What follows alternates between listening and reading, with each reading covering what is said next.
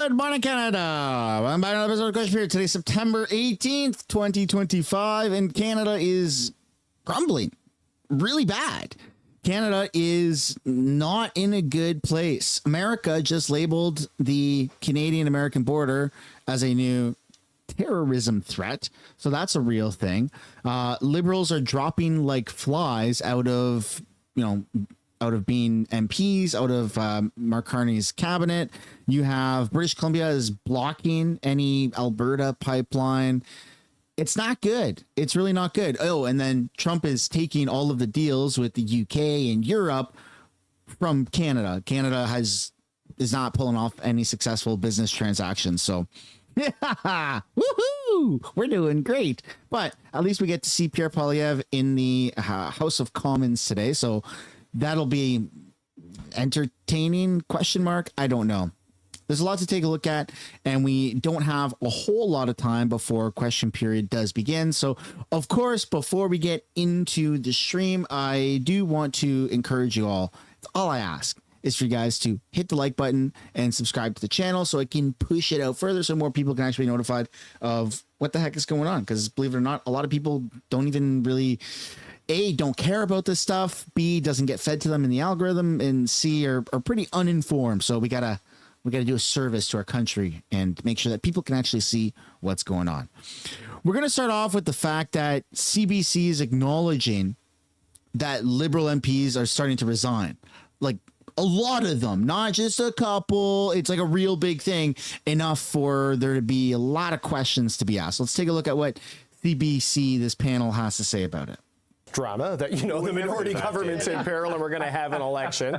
But, mistakes can happen in minority governments. Just want to show why this is not the sort of thing a majority government could have just turned around and done rapid fire. Bring back the Cadman cam, David. We have to have that camera on. Who's countdown staying, clocks, the confidence votes. Yeah, look, I think I largely agree with what Amanda says. It those MPs that are in this discussion, including Chrystia Freeland, they needed them to win seats just to make sure that they could. Mark Carney didn't have a ton of time to recruit other people. So what really is going to be interesting for me is now that he's been Prime Minister, he still is more popular than not. His party is still leading in the polls. People have a sense of his management style. Will he be able to recruit people that he wants? Because I think for him, success is going to be determined by getting like-minded individuals in those various ridings. All of the ridings, perhaps maybe Wilkinson's, but the rest of them are pretty safe Liberal ridings. Wilkinson's probably which okay. should be, it should be. Yeah. So who can he go? Who can he get? Who can he recruit? I mean, the Conservatives are going to use this, as Pierre Poilievre did yesterday, to say they're all running away from the big deficit, and that's what opposition parties say. But this is more about a time of transition. And lo and behold, if you're, with the exception of Steve McKinnon and Dominic LeBlanc, who I think he values very much in cabinet, and Melanie Joly as well, to be fair, if you're a former Gresham minister, watch out, because the Trudeau minister, yeah, I'm dating myself, a Trudeau minister, the bus might be coming for you, because he really does want a new face in government, because you do see in opposition daily the Conservatives saying same old government, same old thing. It's easier for the Prime Minister to push back and say no if these long-established Trudeau-era ministers are not around. Well,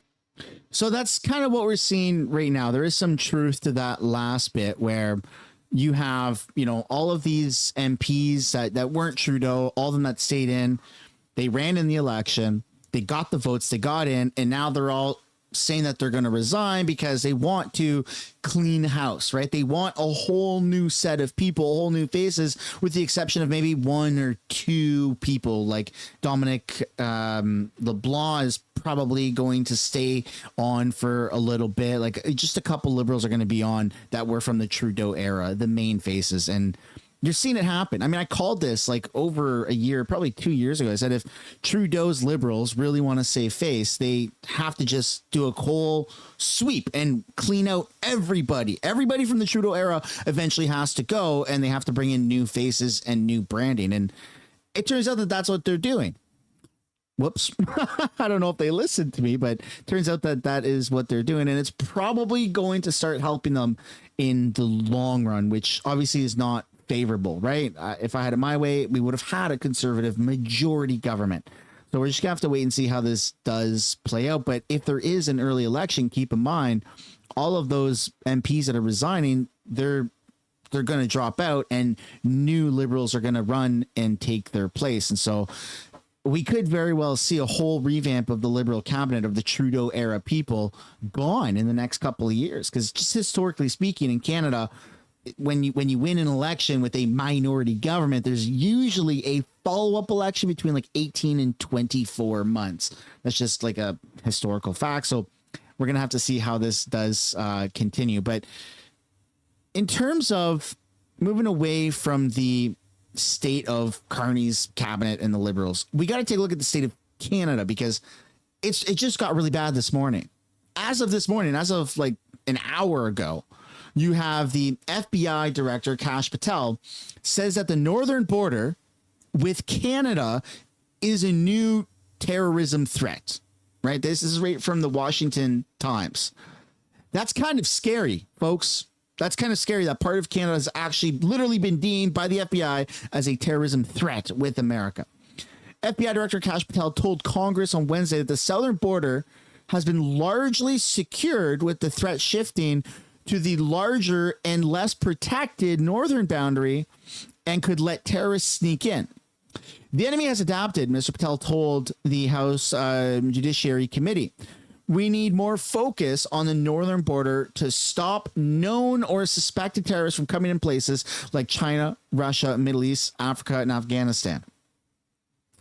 His comments come after years of concern over the southern border and growing numbers of terrorism suspects, those whose names appear on the FBI's terrorism screening data set, usually called the terrorism watch list. Mr. Patel, the FBI director, said that the northern border is more troubling because of its expansive geography and the ability of adversaries to adapt. We've encountered almost zero at the southern border since the southern border has been sealed. But the northern border, as we know, is just vast, rugged land where it's actually not that difficult to cross illegally. Like, you'd have to go through a little bit of nature to do it, but at certain points, it's literally open. Like, there's no cameras in the forest. There's no security guards, right? Like, you can just quite literally do it. People don't do it. The majority of people don't. But if you have bad intentions, it's very much being exploited. And as we're finding out from the FBI, it's a problem, which is a little bit alarming, right? From May to July, the Border Patrol tallied 37 arrests of people on the terrorism watch list. So not just they caught 37 people, 37 people have been caught who were on the terrorist watch list, like bad people. So how many people are actually going through illegally this border and sneaking through that aren't on the watch list, that are just your everyday person who may or may not have bad intentions, just maybe didn't get on the watch list? This is wild. That's a large increase from the rate at the end of the Biden administration and the start of President's second term. Oh my goodness. At the southern border, the number of terror watch lists went from fewer than 10 months ago at the beginning of the year to more than 500 a month from May to July. Experts said the change is due to the administration's decision to add major Mexican cartel to the list of foreign terrorist organizations. So this is a little crazy, because when we think of terrorists, we don't really think of Canada, right? Like, I know we kind of joke about it, and it's like, oh yeah, no, like there's actually like terrorists that like come into our country. Like, what? That's crazy. And to the average person walking down the street with their head down, texting as they cross, using their peripherals to go down the street, drinking their $6 Starbucks, you go and tell them, hey man, did you know like there's actual terrorists living in Canada? They'd be like, nah, not really. Canada's like a pretty elitist country. Like, we're good, right? We're not America. We don't have like bad people living here, right? Like, we're a pretty good country. Turns out that we're not, though. We're an actual hub for terrorists. They're sneaking into Canada with our lax immigration policies, with our abused temporary foreign worker program, with our weak asylum claim restrictions or lack thereof, right? You could be a terrorist crawling out of a cave, Osama bin Laden's right-hand person, his uncle, his cousin, and you could say, I want to come to Canada. I am gay, I'm homosexual. And Canada would say, absolutely, here you go, welcome, here's the pride flag. Like, that's how Canada's kind of been working. We have a whole bunch of loopholes. It's being very much exploited. And that's our problem. That's on us. It's not on you. It's not on me. It's on our liberal government. It's on our policy. It's on our politicians. It's on just how Canada functions, right? It sucks, because chances are if you're watching this, you voted for the correct group to fix this. Yet here we are in a what seems to be unfixable situation. But it's getting so bad that these Osama bin Laden types are coming into Canada going, let me into Canada. I am homosexual. Oh, yes, here you go. Here's your pride flag. And then they come into Canada. They don't attend pride. They don't contribute positively to Canada. Their goal is to go into America illegally. Imagine that. Imagine. It sounds crazy, but it's true. The FB freaking I themselves are saying that this is what's going on. So that's a bit of a problem. And you could see if you were, America first, if maybe you are American, if you can put yourself in a position of being super patriotic of your country, which I know is a little hard to be with Canada because we all want our borders to be tightened up, right? But imagine if that was going the other way. Imagine if terrorists were coming in through America, sneaking into Canada. I don't know why they would do that, but imagine if that were the case. It's probably not the best example because there's literally no incentives other than just like free money and, well, yeah, okay, maybe it is happening. But obviously Canada doesn't really care about it that much, but America does. And that's the point of this. And that's why you're seeing Trump and the administration crack down on Canada. And our liberal government, our liberal media wants you to think that there's nothing wrong. No. Canada's great. Come on. We have like Vancouver and Toronto and Montreal. We can't be a bad place. Look at us. CN Tower. Woohoo. We had like hockey and we put our elbows up. They try to distract you with all these slogans, even though they accuse the conservatives of slogans. They try to distract you with the fact that we don't have school shootings. We got universal health care. Canada must be significantly better than America, right? Wrong. Canada's not better than America. Canada is very much suffering. And Carney's entire shtick has been he's uniting all of the premiers. All of the provinces are now one. They've all united, right? Canada first, because our biggest threat is not terrorists. It's not our lax immigration. It's not our housing crisis. It's not our drugs and fentanyl and all that stuff. It's not all the zombies downtown. It's not all the crime. It's not the people that have been on bail 10 times in a row that are going back out into the community and committing murder, right? Or heinous crimes. It's not that stuff. No, our biggest threat is not China. It's not Russia. It's America. So all of our provinces, the leaders of every province, every premiers come together and going, oh, yeah. Well, of course, we got to stick it to Trump, right? We got to put our elbows up. We got to stick it to Trump. So Carney's whole shtick has been, well, we're going to unite everybody around the common enemy of America, of Trump. Except it's not working because under this unity of the somehow mutual hatred for America and Trump and all that, the boogeyman, there's supposed to be this big pipeline that's supposed to take place, right? You're supposed to have this massive Canada First pipeline that's supposed to get us off of American dependence. And so Canada could be a sovereign monarchy country. We're sovereign. We don't want to give up our sovereignty, right? Long live the king and queen. We're an independent country, right? Long live the king and queen. Okay. So this pipeline, is it being built? Is it not being built? What's going on? Alberta's for it. A lot of other provinces are for it. You know who's not for it? And one of the key players is British Columbia, because the pipeline has to go from Alberta to the ocean to be able to send it to somewhere other than America.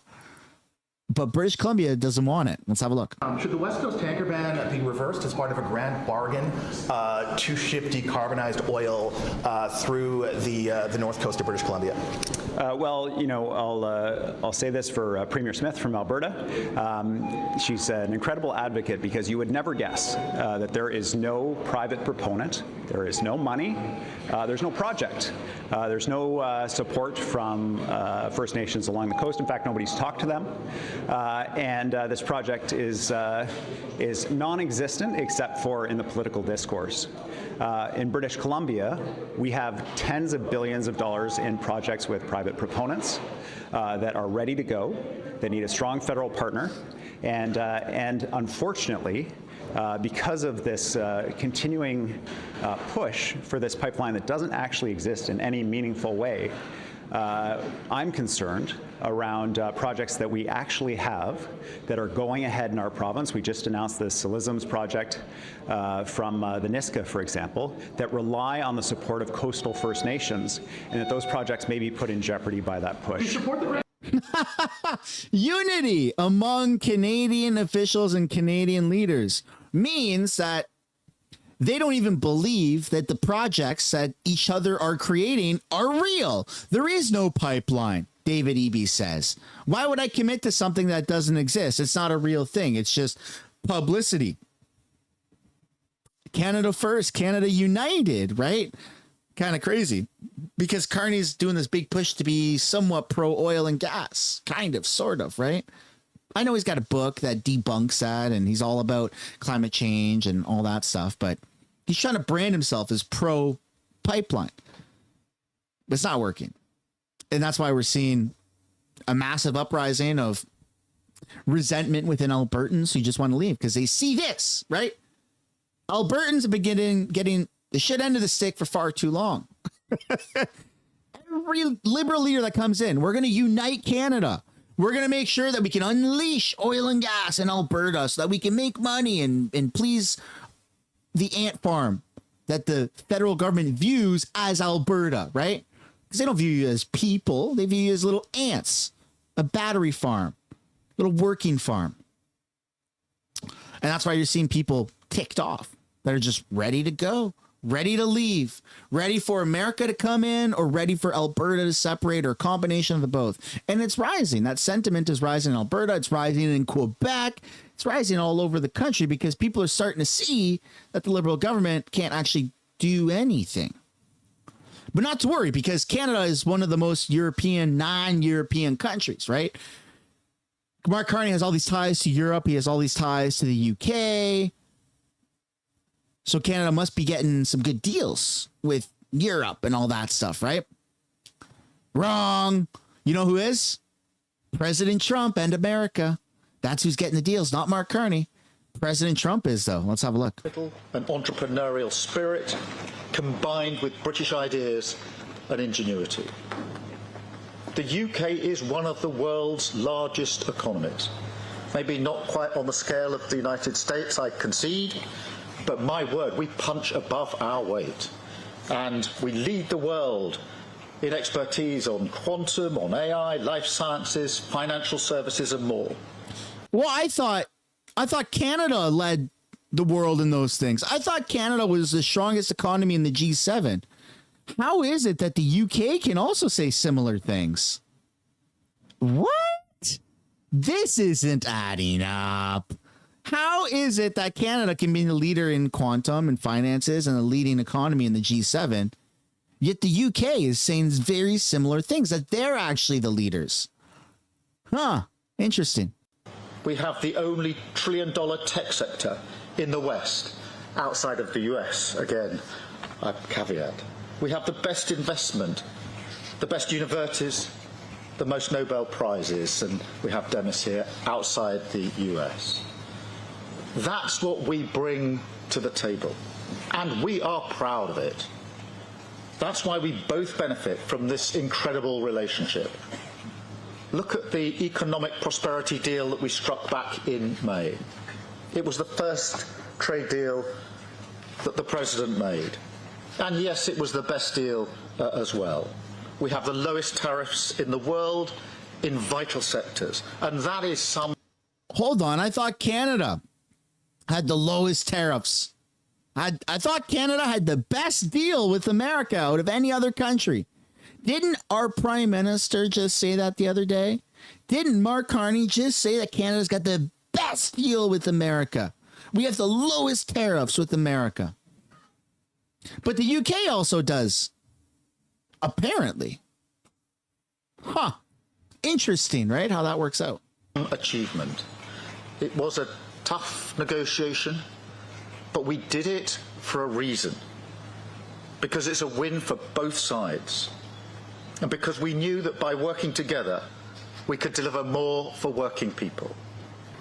In a moment, the President and I will sign our groundbreaking new technology partnership, the Tech Prosperity Deal.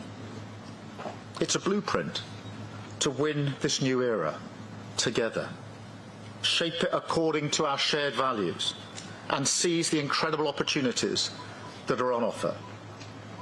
I want to thank all of you for supporting this vision. We have huge new investments from NVIDIA, Nscale, OpenAI, Google, Salesforce, and many more, backing cutting-edge British jobs for years to come. You see Trump there, lifting his eyebrows, doing this. Just go back a second.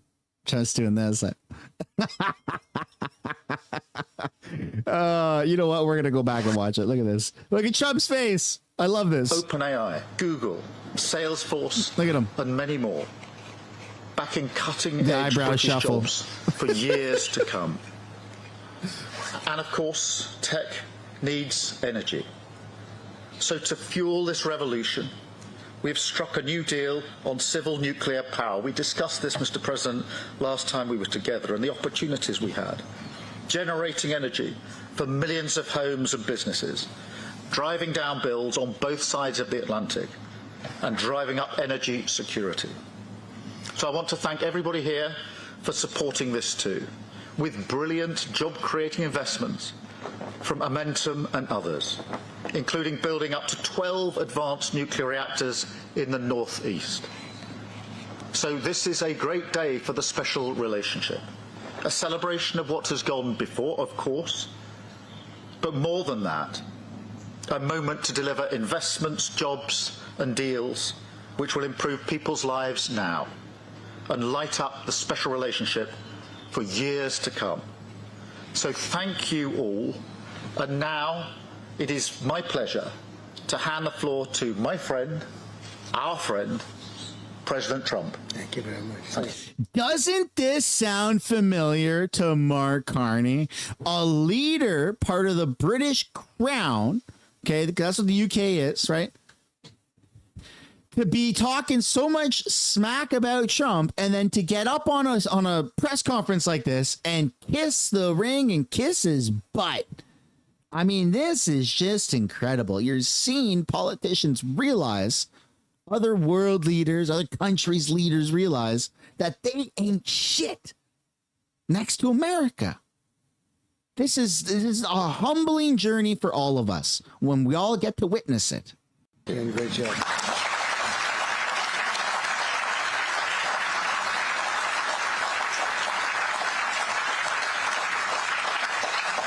Well, this is a very distinguished group.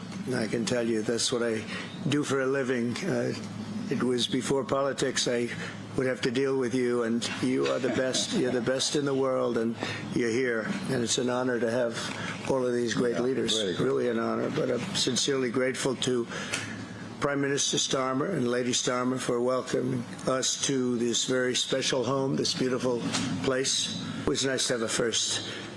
But the ties between our countries are priceless, and it's really an inheritance. It's a beautiful inheritance. Today we're making those ties closer than ever before. We've done some things that financially are great for both countries, and we work together, and it keeps us together, and I think it's an unbreakable bond we have, regardless of what we're doing today. I think it's unbreakable. But this is very big, and I want to thank all of the incredibly talented business leaders, the best in the world, biggest in the world, here this afternoon for investing in the Anglo-American Alliance, and you personify an important part of the unique national bond and really a world bond. What you've done is incredible.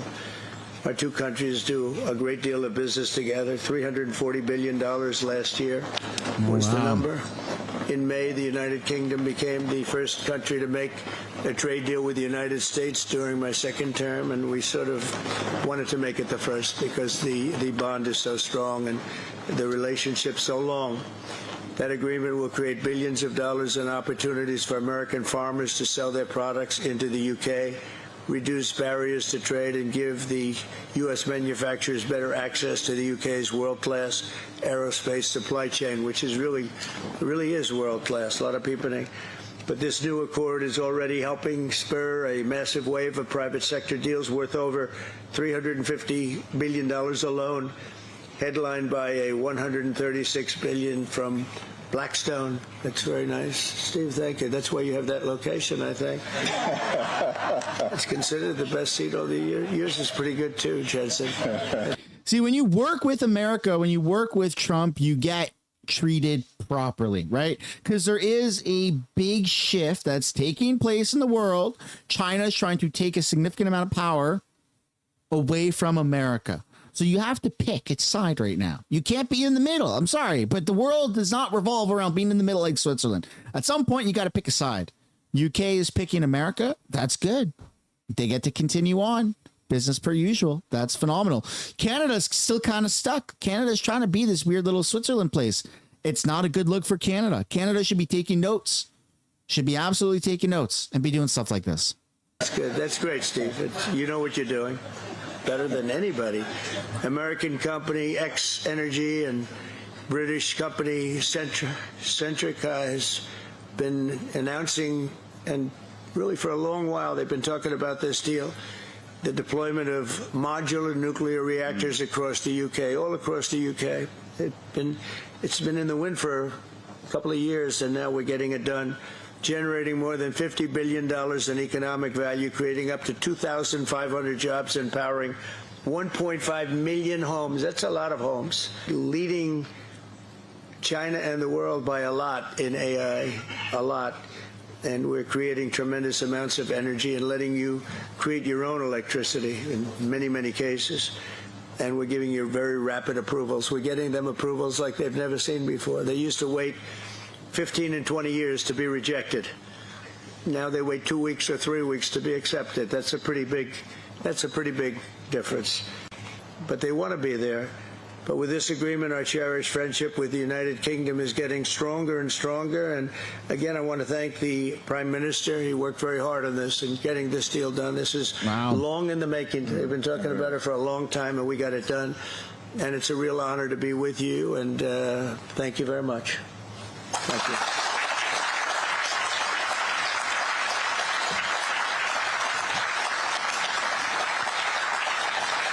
There you go.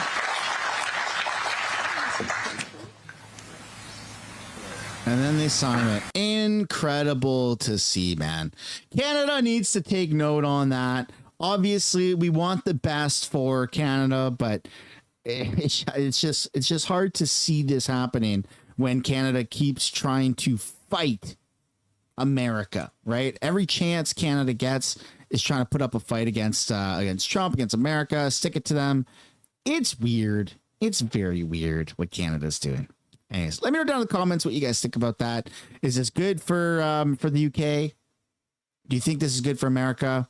Let me know where you guys stand. Next up, ladies and gentlemen, what we're taking a look at now is Parliament. The last good day of question period before the weekend.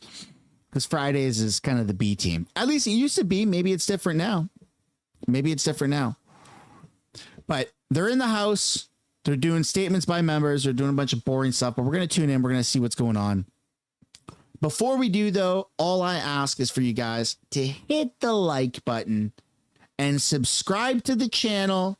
It's free to do. It makes liberals cry. It makes us happy. That's all that matters. That's all that matters right now. Without further ado, here we go, folks. Here we go. Having such a great summer. Thanks. The honourable member for Niagara South. Mr. Speaker, the Welland Canal is the lifeblood of the community of Niagara South. Connecting Lake Ontario to Lake Erie, the Welland Canal is a major economic driver for Southern Ontario, creating thousands of jobs by enabling grain, steel, critical minerals, and other aggregates to be transported across our Great Lakes. Every year, my hometown of Port Colborne celebrates our marine heritage, its rich history, and the economic importance of the canal. Unfortunately, several of the wharves along the canal have fallen into disrepair, restricting economic growth and new development. Transport Canada earmarked $20 million for repair, but the project remains dormant, with no work having been completed in over 2 years. Mr. Speaker, it's not enough for the government to simply make announcements and table press releases. Sooner or later, the work also needs to get done, like this one, which is shovel-ready. Conservatives will continue to hold Liberals to their commitments. My community is ready to build. The honourable member for South Shore, St. Margaret's. Thank you, Mr. Speaker. Mr. Speaker, I rise today to pay tribute to former Senator Donald Oliver, who we sadly lost a couple of days ago. Known to many as Donnie, he was a trailblazer for Black Canadians and a lifelong champion for equality and justice. Senator Oliver was instrumental in the creation of the Black Cultural Centre for Nova Scotia and made history as the first Black man appointed to the Senate of Canada. His legacy will continue to inspire generations to come. This loss is a personal one for me, as Donnie owned a Christmas tree farm in my riding, which he cherished, and was a very close friend to my grandfather. And I came to know him through his work with the South Shore Christmas tree industry, and when he used to pop by at the local hardware store where I worked as a kid. On behalf of South Shore St. Margaret's and Nova Scotia, I extend a heartfelt condolences to his family and deep gratitude for his lifetime of leadership.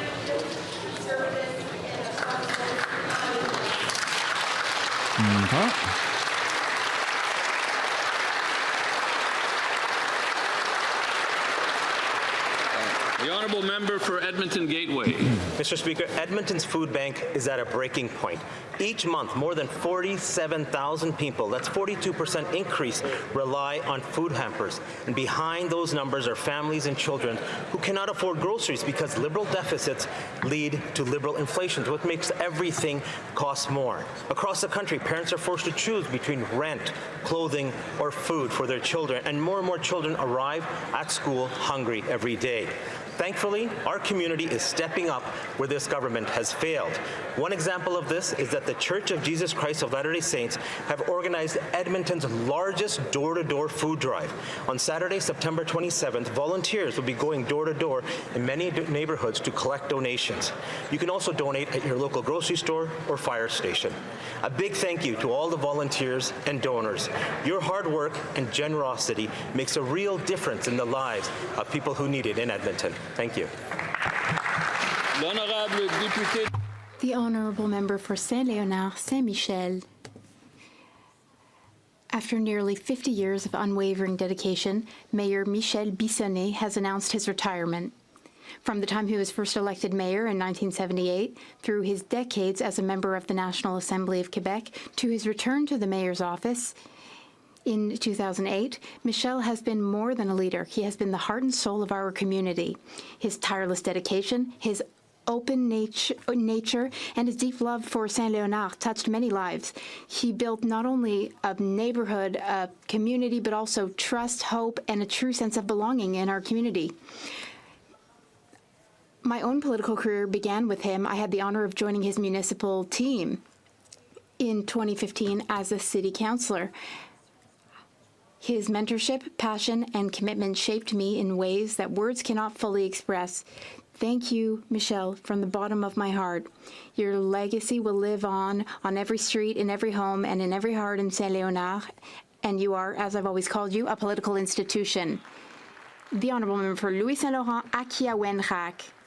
Mr. Speaker, after 10 years of Liberal governance, Canadians have lost confidence in the Canada Revenue Agency, and rightfully so. Have you ever tried calling the agency about a tax issue? Only about 5% of calls are actually answered. For weeks, the CRA was unable to tell people how much they had invested in TFSAs. There are thousands of cases of phantom income. There are thousands of cases of interest payable on amounts already paid. Every day, our constituency offices receive calls from honest constituents who are tired of being treated like fraudsters when they are honest people. And the problem is not CRA employees, but rather mismanagement. One of the government's main duties is to offer quality services to Canadians. But here we are. The CRA is not respecting its own obligations. It took the minister 172 days to demand a plan.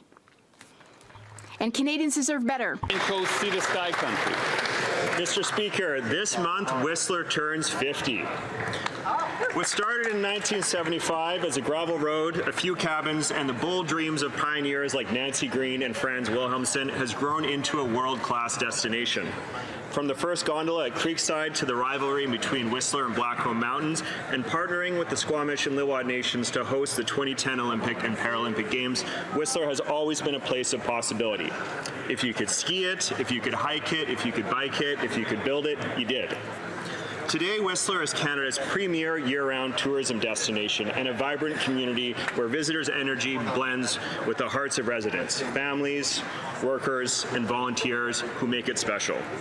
Whistler has always held a special place in my heart since I started skiing there at age 3, and I'm confident it will meet the next 50 years' challenges like climate change, housing, and reconciliation with the same spirit that made it what it is today. Happy 50th, Whistler. The honourable member for Similkameen, South Okanagan, West Kootenay. The Liberals' latest idea for housing, a fourth bureaucracy. The Liberal Prime Minister promised Canadians that he would double home building, promising to build 500,000 homes a year, and yet his new housing bureaucracy is only committing to 4,000 new homes. Too many people in my riding are teetering on the verge of homelessness. Our housing crisis is most evident in my hometown of Penticton, where a growing tent city at Highway 97 and Fairview has become unsafe for everyone. That tent city was not there 10 years ago.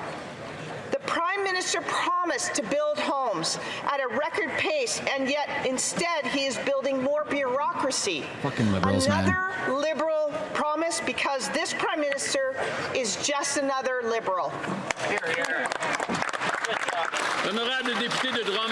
The Honourable Member for Drummond. Mr. Speaker, there are superheroes who wear capes and who fly. The superhero I'm honoring today wears crampon boots, warm clothing, a toque, and he climbs. On August 12th, while most of us were enjoying the summer sun, Charles Page braved the worst possible weather conditions to reach the summit of K2, the second highest mountain in the world, at 8,611 meters of altitude. It's also the most dangerous mountain for the daredevils who dare to tackle it. Charles had conquered Everest a year earlier, and K2 was his 5th mountain over 8,000 meters high in 3 years. He's the only Quebecer to have climbed both Everest and K2, and he still has mountains to conquer because, believe it or not, he only started mountaineering a few years ago, 3 years ago.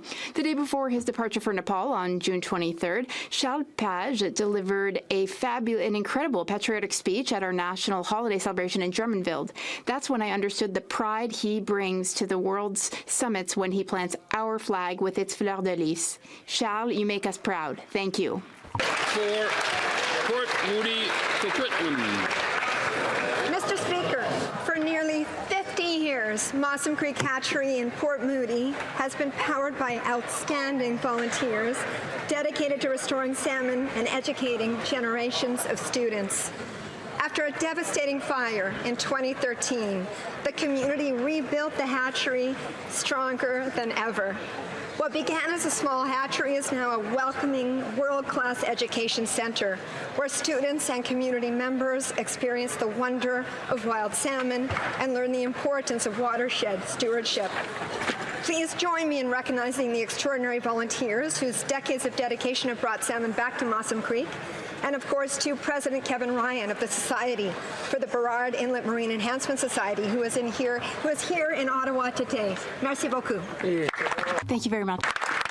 The honourable member for Riding Mountain. Mr. Speaker, the Prime Minister said Canadians would judge him by the cost at the grocery store. So let's judge him by the cost at the grocery store. Since March of this year, sugar is up 20%, coffee is up 22%, canned soup is up 26%, and cuts of beef are up 33%. No wonder food inflation is up 40% since the Liberals took office. That's why more than 25% of households now struggle to afford food.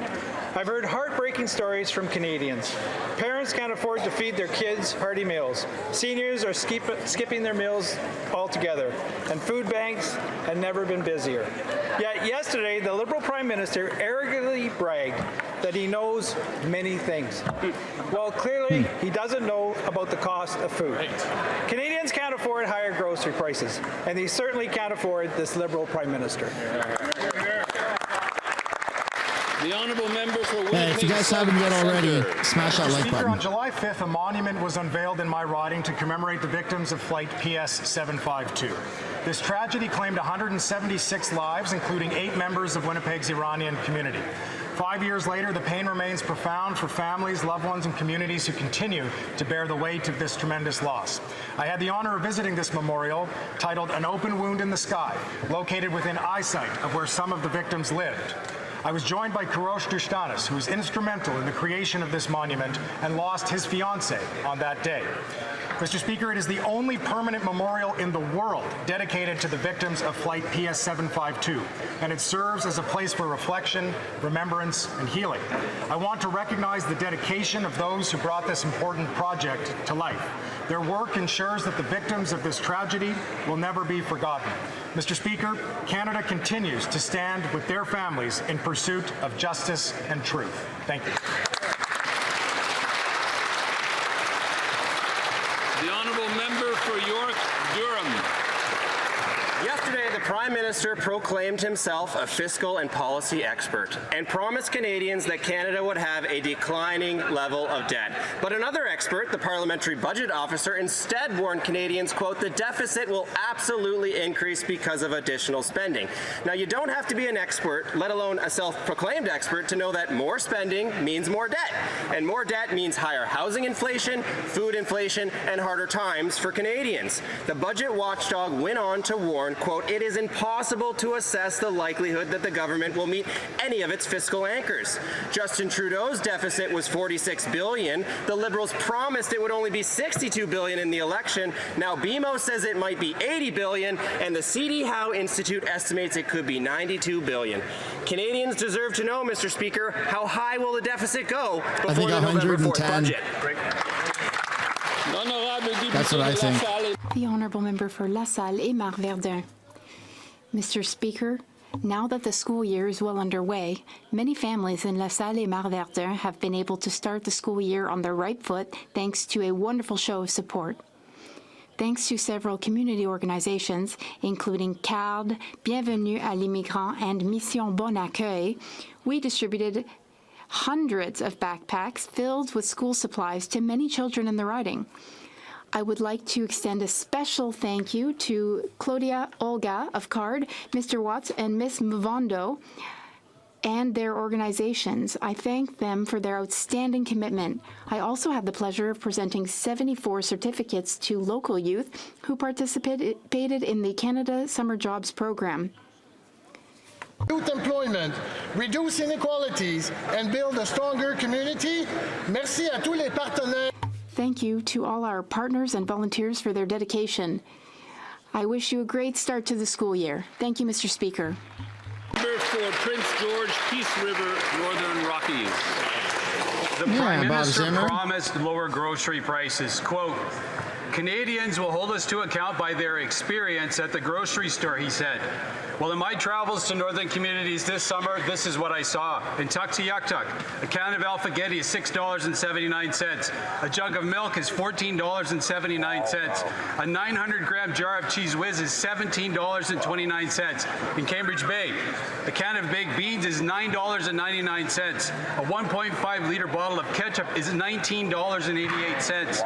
A box of soup crackers is $22.99. Lastly, in Iqaluit, a can of mushroom soup is $10.19. A gallon of ice cream is $25, and a can of Tim Hortons, get this, folks, is $48.89. If Northerners' experience at the grocery store is the measure of this Prime Minister's success, then he's been an abysmal failure. The honourable member for South Surrey White Rock. Mr. Speaker, I rise today to recognize one of the many successful events held this summer in South Surrey White Rock. It's a true privilege for our community to once again host the Canada Cup. Over the past 3 decades, the Canada Cup has grown into a celebrated international event that showcases the talent, dedication, and sportsmanship of female athletes from around the world.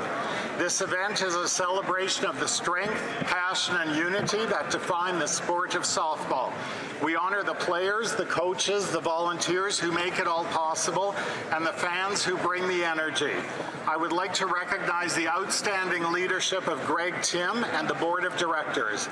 I'd also like to extend a special thanks to my colleague and friend, the Honourable Melanie Jolet, who for attending, throwing the first pitch, and proudly sharing her own connection to the sport as a former softball player. Thank you, Mr. Speaker. Oral questions. Oral questions. Questions. Honourable Leader of the Opposition, Pierre Poilievre. The Prime Minister is in Mexico today for a photo op and fake agreement, but it's a great opportunity to compare because both countries are neighbors of the United States. In the last quarter, Canada's economy shrunk by 1.6%, while the Mexican economy grew by 2.4%. The Canadian exports to the United States crashed by 18%, while Mexican exports to the U.S. are up 1.4%. Wow. And the Canadian unemployment rate is 3 times higher than Mexicans. Wow. Will the Prime Minister ask his Mexican friends what they're doing right that he's doing so wrong? That's good. The Honourable Minister of Industry. Mr. Speaker, this Prime Minister believes in having a strong relationship with Mexico, our second biggest trading partner. That's exactly why he is in Mexico today, meeting with the President to make sure that we can have our trading relationship really on par. Now, the other thing that the Leader of the Opposition needs to understand is that we're living in a much more dangerous and complicated world with trade tensions having impacts on trading partners all around the world. We will stand up for workers, we'll stand up for our businesses, and we'll build Canada strong. Yes, of course. Leader of the Opposition. This is the time in the life cycle of any Liberal government when they go from making promises to making excuses. So they're blaming their collapsing economy on global tensions. But interestingly, Mexico shares the same neighbor as we do. We're both right next door to the Americas, so we can compare performance. But in the most recent quarter, the Mexican economy has actually grown by 2.4%. The Canadian economy down by 1.6%. Our unemployment is three times what theirs is. Why? The Honourable Minister of Industry. Mr. Speaker, what is shocking from the Leader of the Opposition comments is not always answering talking the question. down Canadian workers. Not answering the question. The Canadian economy. You know what? Good news is the Bank of Canada yesterday reduced rates. We should all be celebrating that. This is good news, Mr. Speaker. And we will be there for businesses in the tariff sectors, including aluminum, steel, auto, copper, and all the other sectors, because we know that these workers are important, these businesses are important, and we have a plan to build Canada strong. Wow. No answer. Leader of the Opposition. We support workers, and particularly the 86 million workers who have lost their jobs because of Liberal policies. who are collapsing our economy. Question. Mexico has grown its economy by 2.4%, while Canada has seen a shrinking of 1.6%. Mexican imports to the U.S. have gone up, where ours have lost, are down by 18%, and their unemployment is 3 times lower than ours. Why? The Honourable Minister of Industry. Clearly, the Leader of the Opposition doesn't know what he's talking about. Of course. Because when we look at the Canadian economy right now, interest rates are down. The Bank of Canada has announced 2.5% for its key rate. It's good news for all those who have homes or are on the point of buying one. Right now, we know we have to work with Mexico and also the U.S., but our strategy is not only to build strong Canada, but also to look to other trade partners in Europe and Asia, and also in Mexico, of course, as well, to grow our economy. Yeah, they're trying to go behind Trump's back. We've had a free trade agreement with Mexico for almost 3 decades. So the Prime Minister is going for nothing more than a photo op, another fake engagement. Just like the Minister talks about interest rates, the Bank of Canada said the reason they're cutting rates while inflation is rising is because our economy is collapsing. They promised the fastest growing economy in the G7. They've delivered the fastest shrinking economy in the G7. Yeah. They promised more home building. It's falling by 13%. They promised to spend less. Their deficit spending is 100% more. You know, talk is cheap, but why is it so expensive when this Prime Minister does it? That's a good one. Honourable Minister of Industry. We know that the Leader of the Opposition believes in isolationism, which is basically that Canada is by itself in the world. We believe that we need to engage in the world. We need to make sure that Canada is working with trading partners from Mexico, from Europe to Asia, and that is why the Prime Minister will continue to travel to make sure to engage with leaders of this in the world, because we believe that it is the way to build a strong economy at home, save and protect jobs, create new ones, attract foreign direct investments, and ultimately to make sure that Canada's voice of peace and multilateralism is heard in the world. Oh, these people are nuts. The Honourable Leader of the Opposition. Speaker, we've had free trade agreements with all of those countries and regions for over a decade. And yet the Prime Minister is busy, looking busy, flying around, grip and grin, pretending to do a lot while doing very little. But he could make use of all of that expensive travel by asking all of those other places why their economy is so much stronger than the one that he now leads. He's got, under his leadership, the second highest unemployment in the G7, the worst economic growth in the G7, the worst household debt in the G7, and the worst household debt and housing costs in the G7. Why is it that when he promises to be the first, he's the worst?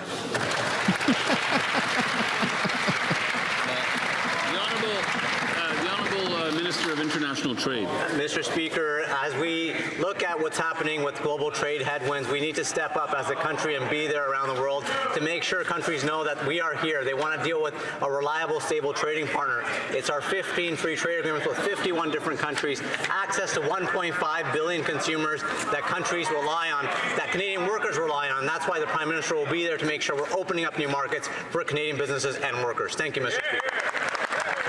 The Honourable Leader of the Opposition. Speaker, these aren't new markets. The member might have been asleep. Actually, he seems like a very young man. Maybe he wasn't born when Brian Mulroney negotiated NAFTA with the Mexicans. Maybe the Prime Minister was sleeping the day Conservatives negotiated a free trade agreement with the Europeans. He's going around taking credit for things that he never did while his economy collapses here at home. Canadians cannot eat, heat, or house themselves. Will the Prime Minister stop making excuses, taking fake trips, and get down to his job? Oh, that's great. There you go. There you go. We miss Pierre in the house. The Honourable Minister of International Trade. Mr. Speaker, I won't go to personal attacks as the member opposite has. That wasn't a personal attack. You chump. Watching in the gallery, I think it's very important to note that Canada and Mexico share over 30 years of strong friendship and economic partnerships rooted in trust and trade and mutual respect. In fact, Canadian direct investment in Mexico was over $45 billion in 2024. The Prime Minister will be meeting with President Sheinbaum to defend our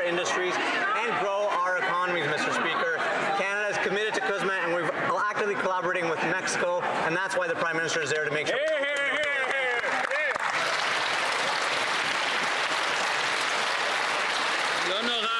The Honourable Member for Saint Jean. Mr. Speaker, it's not only Bill 21 and state secularism that Ottawa is attacking in the Supreme Court. It's worse still. By attacking the notwithstanding clause itself, Ottawa is attacking the ability of our National Assembly to democratically pass any law desired by Quebecers without first having to seek Canada's permission. This is an attack on secularism, but it's also an attack on our historic ability to protect the French language. It's an attack on our values and on the sovereignty of our Parliament. Will the Liberals abandon this odious charge against Quebecers? The Honourable Minister of Canadian Identity. We have the responsibility to defend one of the pillars of our democracy, i.e. the Charter of Rights and Freedoms across Canada, and to defend the rights of all Canadians. It is our work to defend the Charter, and everyone in this country has to be protected. We are doing our job, Mr. Speaker, and this case is before the Supreme Court, and we'll be following it very closely. The Honourable Member for Saint Jean. Mr. Speaker, preventive use of the notwithstanding clause doesn't exist. It was invented to take away Quebec's ability to decide for itself. The federal government's only asking the courts to neutralize part of the Constitution without political debate and in the place of politicians with the aim of taking away fundamental powers from Quebec. This is not a legal debate. It's a constitutional power grab against Quebec's self-determination, hypocritically carried out by the courts. Will the Liberals have the courage to fight their own political battles instead of manipulating the justice system? The Honourable Minister of Canadian Identity and Culture. Mr. Speaker, my colleague knows full well that the government is going to the Supreme Court, but this won't prevent any province or territory to continue to use the notwithstanding clause. This is very clear. She knows this, and I'd be pleased if there are issues to organize a presentation through the Department of Justice, but we're here to protect the rights of Canadians. Thank you. The Honourable Member for Rivière-du-Nord. Mr. Speaker, the partisan appointment of Robert Leckie as a Superior Court judge in Quebec also calls into question Quebec's difference in terms of justice. Hit that like button. By appointing Mr. Leckie, even though he doesn't have the necessary experience at the Quebec bar, it's free to do. The federal government is choosing a judge who does not have the sufficient knowledge of civil law, which is unique to Quebec. By appointing Mr. Leckie, who is a public opponent of state secularism and the French language charter, the federal government is knowingly choosing a judge who opposes Quebec's distinct nature. Will the minister rescind finally his appointment? The Honourable Parliamentary Secretary to the Minister of Justice. Thank you, Mr. Speaker. Judicial appointments to the Superior Court is the federal government's area of expertise, and Quebec participates in this discussion. We do so in good faith and arrive in agreement. Minister Fraser is in contact with his counterpart, and they plan to meet in September. The independence of our judiciary remains a cornerstone of our democracy. Join Capel. After 10 years of passing catch-and-release laws that let dangerous offenders free just hours after getting arrested, the Liberals are still obstructing efforts to undo these laws. They voted down our motion, shut down Parliament, called the snap election, went on summer holidays, and still haven't even started the process to fix what they've broken. So Conservatives will do it for them. Our plan will end catch-and-release and give 10-year jail sentences to anyone convicted of 3 serious offences. We could pass these laws today. When will the Liberals stop obstructing Parliament and pass the Conservative 3 strikes you're out law? There you go. That's a good one. Put a W down in the chat for that. That was good. Mr. Speaker, on April the 28th, Canadians gave this government a mandate to govern this country and to bring forward new legislation that will ensure that our streets are safer. The 3 strikes and you're out laws don't work, Mr. Speaker. We know that evidence-based decision-making tells us that 3 strikes you're out is a complete failure in the United States. It's been a failure in every single jurisdiction where that's been applied. We will make smart criminal justice reform, Mr. Speaker. We'll ensure that bail is strengthened to ensure that repeat violent offenders are off our streets. The honourable member for Regina. All talk, no action. That's the best they can do. One day they might get around to doing it. The evidence is in. Their plan is what caused the crime and chaos that is plaguing our communities. They deliberately changed laws to let thousands of dangerous and repeat offenders back on the street. Now they're admitting that they were wrong, but they're obstructing any efforts to fix the problem. Thousands of Canadians' lives have been shattered, and too many Canadians have paid with their lives for Liberal mistakes. So if they won't stop obstructing Conservative plans to fix what they broke, will they at least look the families of those victims in the eye and just say sorry? The Honourable Secretary of State for Combating Crime. Mr. Speaker, the Conservative leader always wants to bring U.S.-style politics to Canada. Let me be clear, Mr. Speaker. This didn't work in the U.S., and many of the states are already repealing that law. We're focused on real, practical, proven solutions that are constitutional and will keep criminals behind bars. Shut the hell up! That's such bullshit lies. 157 kilograms. The amount of cocaine that was recently seized by Alberta police. Mr. Speaker, this type of drug is often laced with fentanyl and carfentanil and goes on to kill thousands. The reality is that there's a lack of disincentive for drug dealers not to do this because of soft on crime policies by these Liberals. So the question is this: when will they stop obstructing and start repealing their soft on crime agenda? Hear, hear. The Honourable Minister of Public Safety. Mr. Speaker, let me take this opportunity to thank law enforcement for their diligent and hard work in ensuring that drugs are off our streets. If this member is serious about protecting our borders, Mr. Speaker, he will support us in passing the Strong Borders Act, Bill C-2. It will help us crack down on fentanyl, auto theft, money laundering, illegal firearms, irregular migration, and organized crime while upholding the privacy and charter rights of Canadians. This will give law enforcement the tools they need to dismantle increasingly sophisticated organized criminal networks. A secure Canada is a strong Canada, Mr. Speaker, and we're taking action to ensure the safety is now. The honourable member for Vaughan Woodridge. Vaughan has seen 7 shootings, 7 incidents of violent crime. We don't care. Since the Liberal government changed the bail laws, violent crime is up by 50%. Wow. Our Conservative motion calls for a 3 strikes and you're outlaw to keep repeat violent offenders in jail. So why is the Liberal government waiting until next month to introduce bail legislation, putting more Canadians in danger every day? The Prime Minister's failure to act is a betrayal of the victims of crime. When will the Liberals stop obstructing so people can feel safe in their own homes? Oh, great question. The Honourable Secretary That is a great of State question. for Combating Crime. Mr. Speaker, one of the ways that the Conservatives can be effective is they can help us pass C-2. That's right. Currently, all mail couriers like UPS, FedEx, Purolator, they can all be checked for drugs. What can't be checked is packages of Canada Post under 500 grams. 2 grams of fentanyl is lethal. It can kill a human being. Why are the Conservatives on the side of drug traffickers? What the hell are you talking about? The honourable member for Fundy Royal.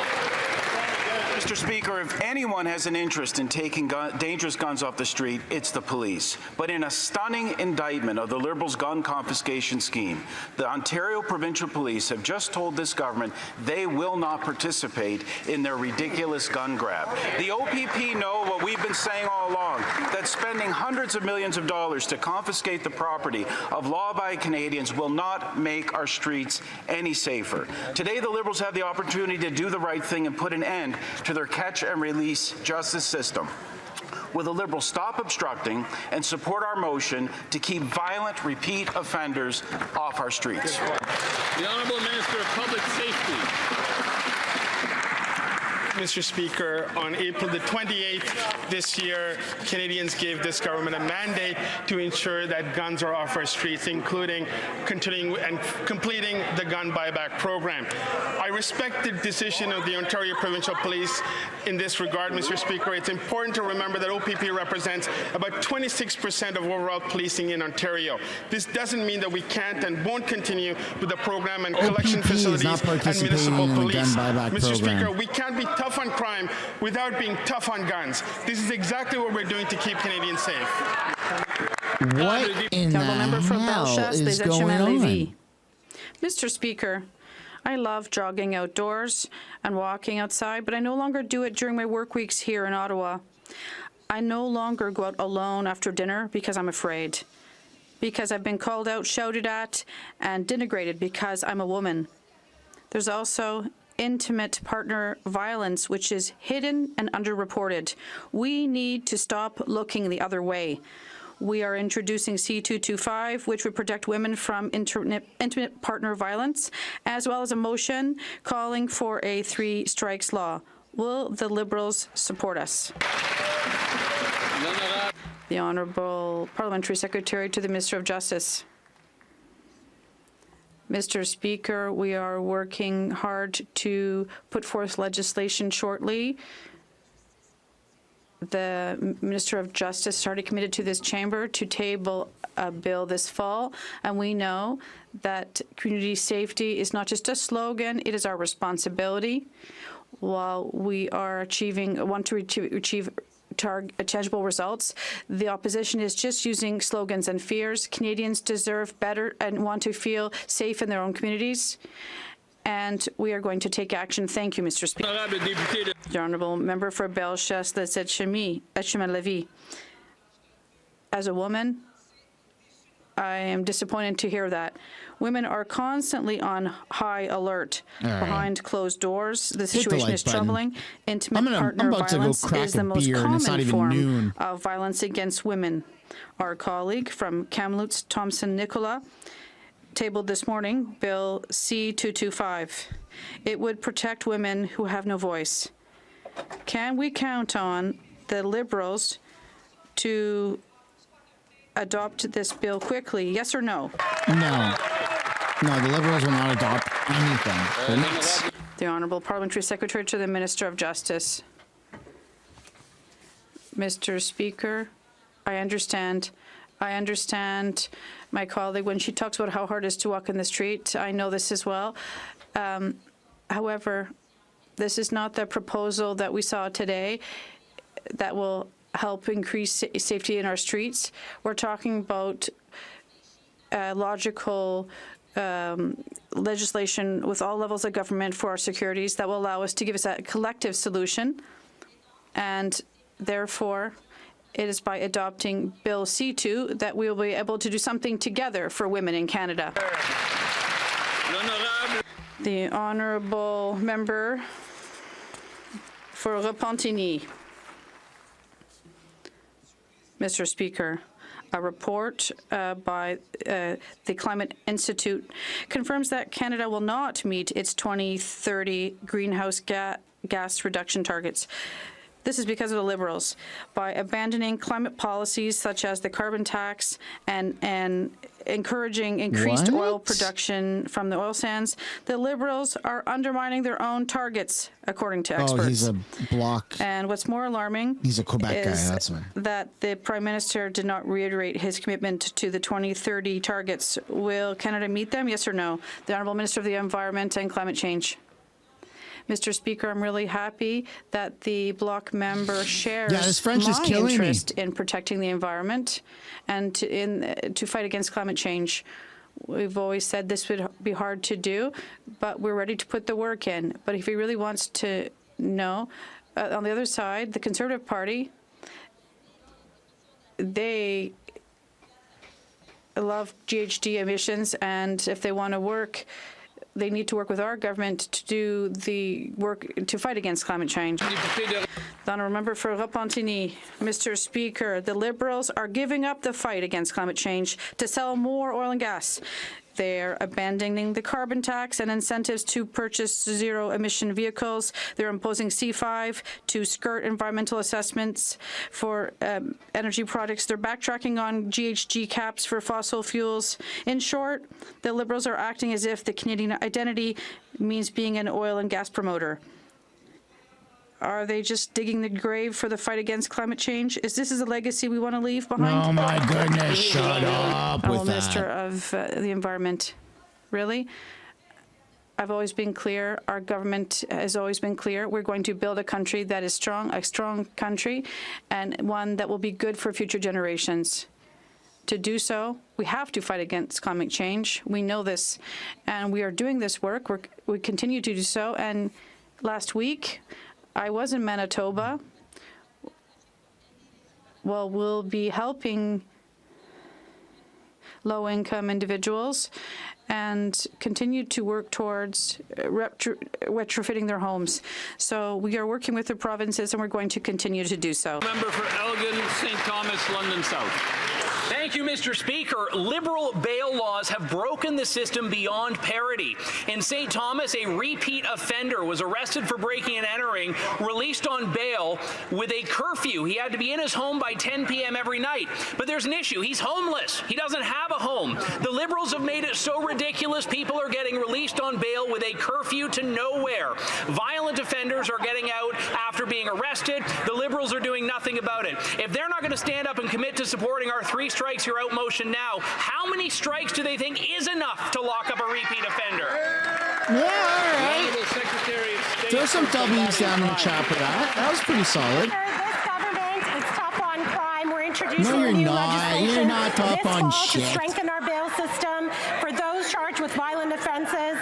Through our Stronger Borders Act C2, we're cracking down on organized crime, Liar. auto theft, fentanyl, and human traffickers, and securing our Liar. borders. We're listening to Canadian law No, you're enforcement not. agencies, and we are going to ensure that we put forward measures that keep Canadians safe. You don't care about it, or you would have done something about it. Mr. Speaker, soft on crime, Liberal laws are hard on Canadians and our communities. Just yesterday, Halton Region passed a unanimous motion demanding action from the Liberals on repeat violent offenders now, not in October, not next year. After a decade of Liberal catch-and-release laws that have allowed criminals to terrorize our communities, they're now obstructing conservative jail, not bail laws that will lock up our criminals. How many lives have to be lost before the Liberals finally wake up and get out of the way? No. That's not decent. Minister of Public Safety. Mr. Speaker, slogans are not going to resolve crime on our streets. What's important for us is that we bring forward legislation to What a piece address of the garbage issues human around being, eh? serious violent offenders as well as bail reform. That's exactly what the Minister of Justice is doing. He's been consulting with Canadians across Canada. I've been able to meet with a number of police chiefs as well as police unions to talk about smart criminal justice reform. That's exactly what we'll be doing, Mr. Speaker. The Honourable Member for Charlebourg, Haut-Saint-Charles. Mr. Speaker, Liberal policies on house arrests are irresponsible, and they've allowed reoffending to go up by 55% since 2015 with violent crime. And there's a constant increase in this problem. Conservatives are proposing a 3 strikes and you're out law and no possible parole for or conditional release for violent offenders. Will the Liberals support our motion? The Honourable Minister. The Honourable Parliamentary Secretary to the Minister of Justice. Mr. Speaker, we work in close cooperation with the provinces and territories in order to overhaul the parole system or the bail system. We are giving prosecutors more effective tools to keep violent offenders off our streets, including where there is organized or violent crime, home invasions, and human trafficking also. This government is attempting to improve public safety and restore confidence in our justice system. The Honourable Member for Hastings, Lennox and Addington, Cayenne-Denaga. The Prime Minister was elected on the promise that he was the only one that could deliver a trade deal with the United States. Instead, here's the dismal record. Promised a deal by July 21st, there's no deal. Promised elbows up. Instead, antagonized and unpredictable administration. Promised strength at the table, instead delivered concession after concession with nothing in return. Mr. Speaker, meanwhile in Mexico, they got a deal. Their exports to the U.S. went up 1.4% last quarter, while ours dropped 18%. Mr. Speaker, what has Mexico done so right that this Prime Minister has done so wrong? The Honourable Minister of Industry. We have the best deal on earth right now when it comes to exporting. Now we know because 85% of all our products being sent to the U.S. are without any tariffs. Now we know also that we need to be there for the businesses and the workers in the sectors that are now tariffed. And we are here with $6 billion on the table to help them. Now, Mr. Speaker, we also know that we're over-dependent on the U.S. and all members of this House should be getting behind the government's plan because we need to diversify. UK on Europe. The honourable member for Hastings, Lennox and Addington, Tyendinaga. If we have the best deal, then why do we have the worst economy in the G7? Mr. Speaker, deadline has come and gone, and this government's promised trade deal is nowhere to be found. After failing at the negotiating table in Washington, this Prime Minister is now off to Mexico City, desperate to claim any kind of win. Compare that to our Mexican counterparts, who successfully negotiated a deal, sending their exports to the U.S. up 1.4% last quarter, while ours fell 18%. Mr. Speaker, again, what has Mexico done so right that this Prime Minister has done so wrong? The Honourable Parliamentary Secretary. Mr. Speaker, Canada and the U.S. share the world's most integrated, mutual beneficial trade partnership. That's not up for debate. Millions of jobs in Canada and the U.S. depend on our trading relationship. Canada already, and it's unequivocal, has the best deal amongst U.S. trading partners. Funny, because I just heard UK say US that and with Mexico, today our government is focused on what we control about the themselves. most, diversifying our trade relations and supporting Canadian businesses and all sectors. The honourable member for Peterborough. Speaker, residents of my riding have contacted me and my team to express their frustrations with the delays they experience when they try to contact the CRA. We know that the dedicated employees of the CRA provide a valuable service. Conservatives are. Is that the Conservatives getting up and cheering because the CRA is so trash? Put some W's down. I couldn't. Throw some W's. Self-own. Liberals self-own themselves. I think the member will have to start from the top. Love it. From the top, please. Maybe in a minute, but from the top for sure. So from the top. Mr. Speaker, residents of my riding have contacted me and my team to express their frustrations with the delays they experience when contacting the CRA. That's a conservative again.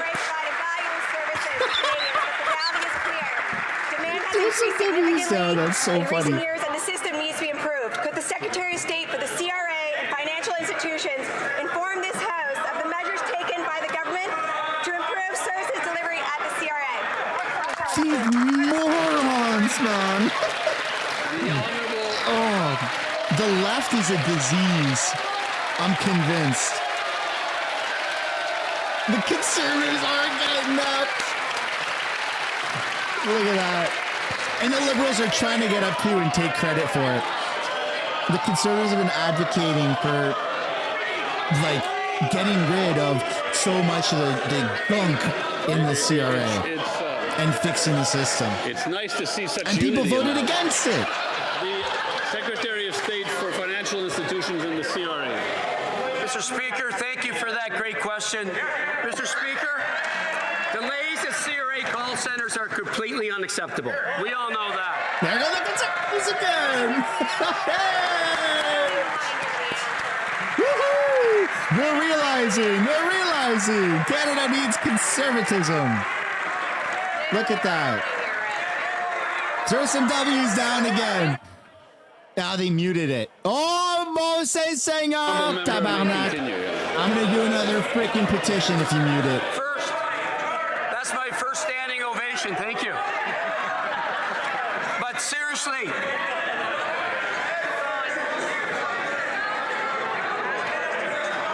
what happens when there's interruptions like this is I can't really follow the clock, so I have no control over how much time I give for the answer.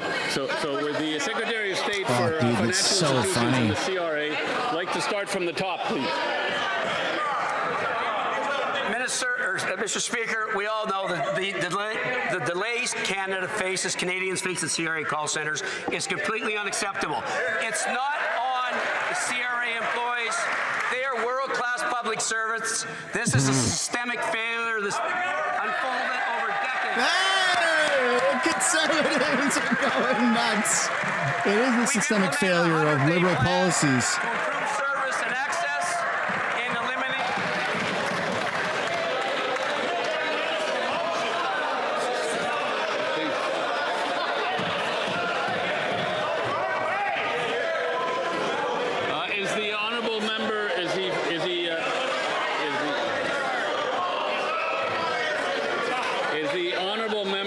This is great. This is great. Finish his answer. Stand up again. It's your questions you're losing. It's your questions you're losing. Mr. Speaker, in all seriousness, Canadians from coast to coast to coast are frustrated with CRA call center delays. I know that. This is not on CRA employees. They're world-class public servants.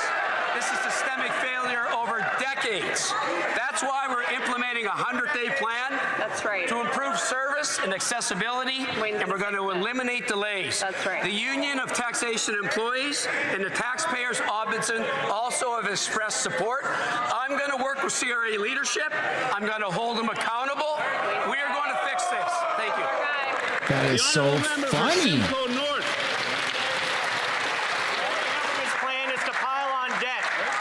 To obscure that picture with accounting changes, but now the Parliamentary Budget Officer is warning against making these changes, saying that if the government obscures its own books, it will, in the PBO's words, bet your boots will be paying more for debt. Wow. So will the Finance Minister agree that doubling the size of the deficit puts Canada's credit rating at risk, but it exposes taxpayers and households to higher borrowing costs and higher interest rates? Oh, here we go. Oh, you got the Honourable Parliamentary Secretary to the Minister of Finance. Well, unlike the member opposite, we respect the work of the PBO and the independence of the institutions that make our democracy so great in this country.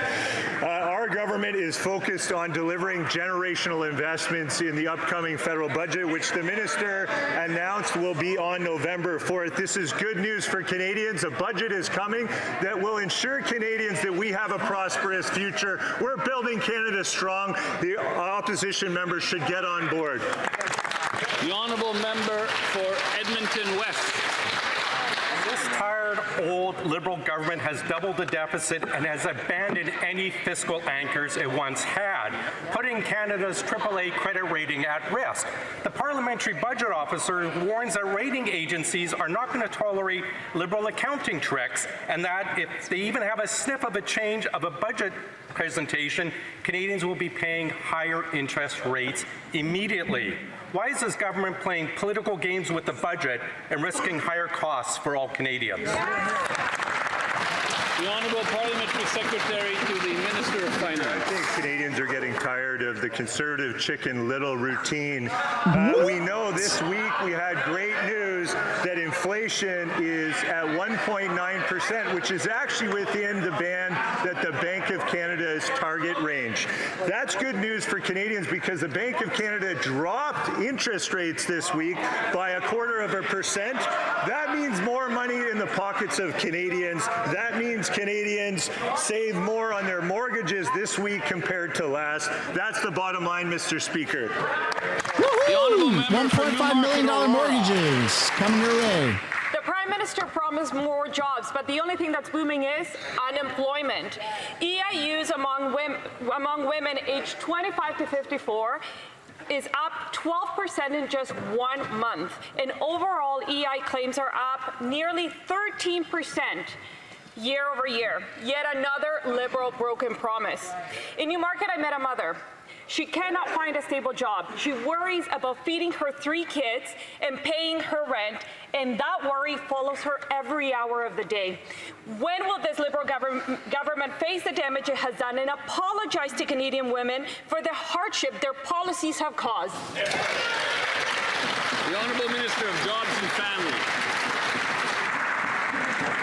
You know what, Mr. Speaker, 4 months ago, Canadians chose to invest in themselves. They chose a government who saw the promise and potential in creating great jobs across this country, in investing in major projects and infrastructure, in ensuring that people had the skills they needed as our economies change and technology changes jobs. Mr. Speaker, they knew on this side a Liberal government would protect them and their families now and into the future, and they knew they risked all of that with the cuts that Conservatives propose. Honourable Member for Sherwood Park, Fort Saskatchewan. Mr. Speaker, that was truly a striking answer from the minister. My colleague pointed out that EI claims have gone up by 12% among women in that age group in just 1 month. And the minister's response, at least we have jobs. At least the Liberals are still here. Mr. Speaker, they should think less about themselves and their own jobs and more about women and people of all ages who have been negatively affected by their policies. The Parliamentary Budget Officer said the labour market sucks, wages are not going up. They are presiding over an employment disaster. When will they reverse course? That was good. Mr. Speaker, take it from a Conservative to try to torque the words that I clearly did not say. In fact, what I said was that Canadians chose a government that would invest in them, that would adjust our EI measures to reflect a changing economy so that people could access EI where previously they couldn't, where people could keep more of their earnings if they were separated from their job, where people would have longer weeks in case of a collapse of their industry. Mr. Speaker, we know that there are sectors struggling through increased tariff action, and we have not stopped. We have not stopped to protect Canadian families. That's what they do. The Honourable Member for Sherwood Park, Fort Saskatchewan. Mr. Speaker, the minister is so busy congratulating herself that she hasn't taken... From the top, please. The Honourable Member for Sherwood Park, Fort Saskatchewan. Mr. Speaker, the minister is so busy congratulating herself for I don't know what that she hasn't actually listened to the numbers that we heard from Statistics Canada today. The situation is truly dire when it comes to unemployment. 12% increase for women 25 to 54 in 1 month alone. 23% increase year over year. Unemployment has been going up steadily for 3 years. Youth unemployment is at recession levels. We have the worst youth employment numbers in over 25 years. Mr. Speaker, this isn't the time for self-congratulation. This is the time to change the policy. The Honourable Minister of Jobs and Family. Mr. Speaker, I'm congratulating Canadians because Canadians chose a government that knew when things were tough. God, they're so manipulative with their What did we do, words. Mr. Speaker? Even before the election and enhanced after, we made sure that if a Canadian's job was threatened through unfair tariff action, they would be protected. And they knew that Conservatives would not take care of them in these economically challenging times. They knew they couldn't count on Conservatives. Why, Mr. Speaker? Because every time Conservatives had a chance to stand up for Canadians, they voted against them. Wow. The Honourable Member for Hamilton East, Stony Creek. Food inflation is up 70% since the Liberals took office. Groceries are up 3.5%. That's 70% above inflation target. Beef up 33%. Canned soup up 26%. Grapes up 24%. The Prime Minister said Canadians would judge him by the cost at the grocery stores. The new report from Food Banks Canada gives Canada a failing grade on food insecurity. He has failed. Does the self-proclaimed great economist Prime Minister think that long lines at the food banks are good for our economy? That's a good point. Mr. Speaker, Food Banks Canada conducts important research, and they also make very important recommendations for governments. They say that we should strengthen the social safety net to support Canadians facing affordability challenges. So we're doing that with dental care, with the middle-class tax cut, with Build Canada Homes, with $10 a day childcare. Those things are making a difference in Canadians' lives, and the Conservatives voted against every single one of those measures. Are the Conservatives content to just keep pointing fingers, or are they going to make some recommendations? Maybe read the report from the experts, like food bankers across the country, serving Canadians. What a gaslighting little bitch. Hamilton East, Stony Creek. Nicole from the Stony Creek Food Bank informed my office that 1 in 4 households need to visit a food bank. 1 in 3 individuals walking in are children. They were serving 30 to 40 families per day before the summer, now 55 to 65 per day. That's up 71% since spring. Quote, Christmas season demand without Christmas-level donations. Canadians were promised food prices would decrease, but they've gone up. Would the Prime Minister please explain to the good people of Stony Creek why this promise was broken? The Honourable Secretary of State will That's so sad, eh? Speaker, when I take the time to sit down with food bankers and experts in poverty reduction right across the country, they make recommendations. They talk about strengthening our social safety net and making sure that there's services like EI available to Canadians. Mr. Speaker, we've also got challenges with northern food insecurity, and that is something that we are working on directly on the advice of experts in poverty reduction. So again, I'll ask, will the Conservatives just continue to point fingers or make some real recommendations? Maybe perhaps read the food bank's report, garner a little bit of insight from the experts on the front lines, and work together to end this crisis. The honourable member for Louis Saint Laurent. Mr. Speaker, 10 years of reckless Liberal spending has fueled food inflation, and we know that in just a few weeks, the deficit will be even bigger. Who would have believed it? I'm scared, man. I think it's going to be over 110. Affects all Canadian families. The Prime Minister said this week that the tariff war was having an impact. Oh, is that right? Can he tell us why apples grown in Canada, picked in Apple, and sold in Canada, eaten by Canadians, cost 14% more? The Honourable Minister, thank you very much, Mr. Speaker, and I'd like to thank my colleague for his question. It's always fascinating to see the Conservatives growing a conscience during QP and then forgetting it right after. The trade war is having a huge impact on food inflation, but when it's time to vote for children or for housing, they vote against it. When we do things to put breakfasts in schools and early child care centers, this is what fascinates me. They always vote against it. The honourable member for Louis Saint Laurent, Mr. Speaker, we're talking about something essential to life here, food. And there are thousands and even millions of Canadians who are going hungry. They're going to food banks. It's all well and good to show solidarity, but at the food bank in my riding, they're getting twice as many clients as a year ago. That's the reality under this Liberal government. Why show such hypocrisy when it comes to food inflation affecting all Canadians? The Honourable Minister of Transformation, Government Transformation. Mr. Speaker, that's precisely why Canadians chose to put their confidence in the Liberal government to conduct major projects that will help the entire Canadian economy, while at the same time protecting the social programs that Canadians depend on.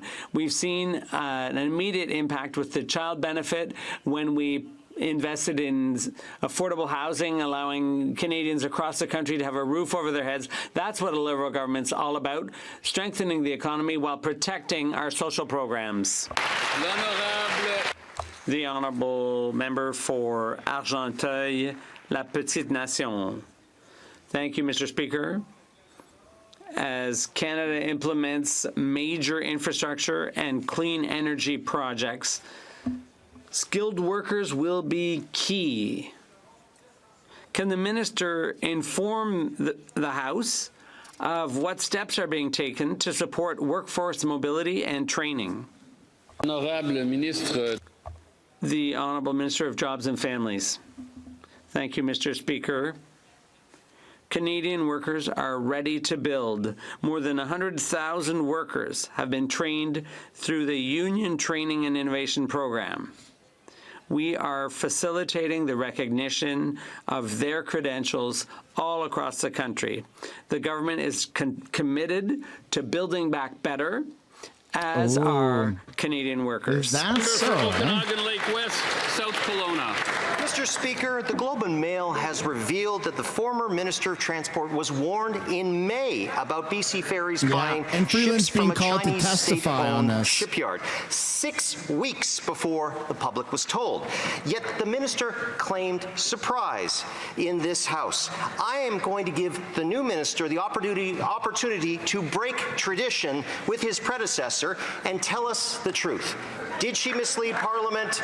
Yes or no? Here, here. I think from the beginning she condemned the move to China. Mr. For the Speaker, thank you. contract. Not to defend her, many of us but in the House, I was just to be disappointed factual. as a British Columbian to learn that BC Ferries had procured the ferries from offshore. The reality was there were no Canadian bids on that procurement, and that's something that this side of the House is taking action on. First and foremost, making sure that we're supporting Canadian workers, Canadian materials, Canadian technologies. We are focused on a Buy Canadian strategy. We're rolling it out, and we expect the support around the House. Honourable member for Okanagan Lake West, South Kelowna. Unbelievable. With so many steel and shipbuilding jobs at stake, it's beyond belief that the former minister refused to push back and demand that these boats be made in Canada. Canadian unions and shipyards deserve a federal and provincial government that believes in them, listens to them, most importantly, stands up for them. When BC Ferries first flagged the deal to the federal government, did the former minister not have a duty to inform the House? Or, and I'm asking for the new part-time minister, do they think that Canadians can't handle the truth? Honourable Minister for Housing and Infrastructure. Thank you, Mr. Speaker. Well, the opposition is twisting the facts around here. This is a BC Ferries procurement. These ferries were procured by BC Ferries, which is part of BC. It's important to distinguish between levels of government and arm's length from government, independent decisions that were made by BC Ferries. Of course, we're all disappointed with the decision because we want to invest in Canadian jobs. We want to invest in the Canadian shipbuilding industry, and we're ramping up the initiative to build Canadian ships. Member for Haldeman Norfolk. In China. Was misled. New emails show that BC Ferries warned the former Minister of Transport's officials 6 weeks before announcing that the ferries would be built in China. Yet, the minister stood in this House of Commons and claimed that she was blindsided. At the same time, her staff was working with the Prime Minister's office on how to spin this billion-dollar deal. Canadians just want to know the truth. Why did the Liberals ship Canadian tax dollars and jobs straight to China? So, transparency, Freeland from the beginning, when she heard about it 6 weeks ago, condemned the move. I don't know why this is so confusing for the members opposite. This is a BC Ferries procurement. BC Ferries makes decisions about where they buy their ships. As much as I want to talk a bunch of shit about Freeland, those at BC Ferries. it's not Freeland's we can do our role part to to invest make in that final Canadian decision. jobs, Canadian workers. We are focused on a Buy Canada strategy, and we will deliver for Canadian workers. Member for Davenport. Mr. Speaker, I'm proud to represent the people of Davenport, many of whom trace their Canadian story to Brazil and across South America. This summer, I hosted a roundtable with Brazilian Canadian business leaders and organizations to discuss the opportunities for growth in these emerging markets. I want to thank the Brazil-Canada Chamber of Commerce and the Minister of International Trade for participating in this discussion ahead of his visit to Brazil and Colombia. Could the Minister update this House on how the government plans to diversify Canada's trade relationships? Good question. Thank you. Minister of International Trade. Member from Davenport for her efforts in bringing together together the Canadian-Brazilian business community. It is those insights that I took to Brazil a few weeks ago as we announced the launch of Canada-Mercosur discussions, a trading bloc consisting of over 250 million potential consumers that want to buy more Canadian products. This is just one of the many initiatives that our government is taking to get world-class Canadian products to new markets around the world. Thank you, Mr. Speaker. Honourable member for York Centre. This year, the Liberals will pay $300 million for the mayhem in Toronto's homeless shelters. Toronto's shelters now hand out needles and drug accessories to anyone who walks in. The shelters now turn into injection sites, bringing more crime and chaos to the streets of Toronto.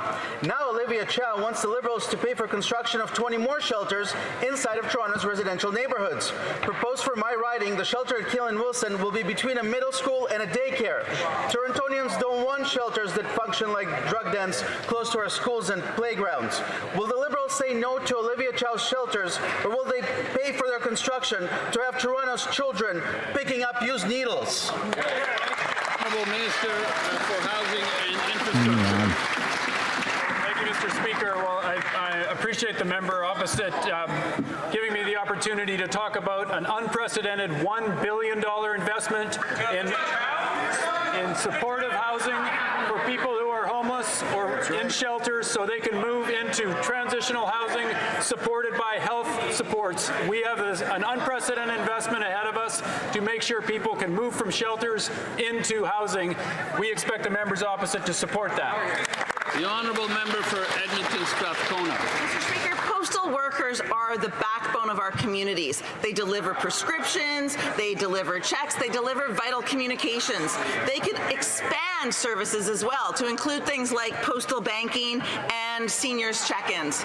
Yet instead of supporting the workers, instead of allowing them to bargain, the Liberal government has chosen to fight with over 65,000 workers. They've used Section 107 to suspend postal workers' legal rights to strike. Why is the government siding with Canada Post instead of standing up for fair wages, safe workplaces, and a stronger... That's what happens when you prop up a Liberal government. Minister of Government Transformation. Thank Even you very the much, Mr. NDP Speaker. is not happy. Canada Post is a vital national institution for this country. They provide service to many remote and rural communities, and I commend the workers on their work.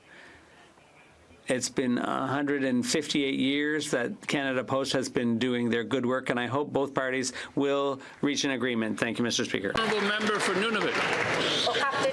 The high cost of groceries makes life in the harsh Arctic more difficult.